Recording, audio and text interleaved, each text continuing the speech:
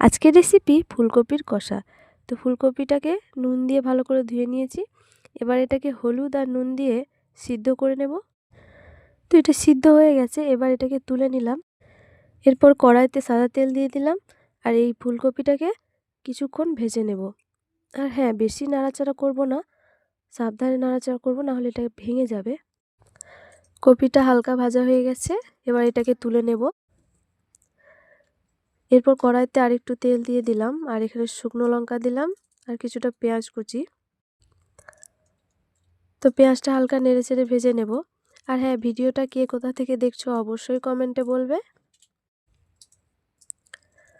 এটা হালকা ভাজা হয়ে গেছে, এরপরে দিয়ে দিলাম রসুন বাটা।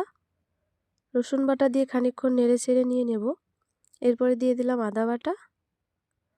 তো আদা আর রসুনটা ভালো করে কষিয়ে নেব, কাঁচা গন্ধটা চলে গেলে। এরপরে দিয়ে দেব গুঁড়ো মশলা, হলুদ গুঁড়ো, লঙ্কা গুঁড়ো আর ধনে গুঁড়ো।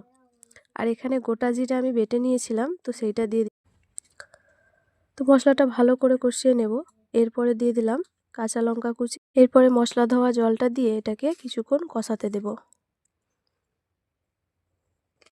কিছুক্ষণ কষানো হয়ে গেলে এখানে দিয়ে দিলাম স্বাদ মতো লবণ। লবণটা দিয়ে ভালো করে নেড়েচেড়ে নিলাম। তারপরে ফুলকপিটা দিয়ে দিলাম।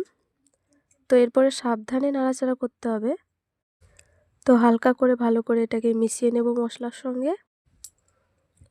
তো তারপরে উষ্ণ গরম জল দিয়ে দেবো একদম অল্প। এরপরে 2 মিনিট এটাকে ঢেকে রান্না করে নিলাম লো টু মিডিয়াম আঁচে। তারপর ওপর থেকে চেরা কাঁচা লঙ্কা দিয়ে এটাকে নামিয়ে নিলাম।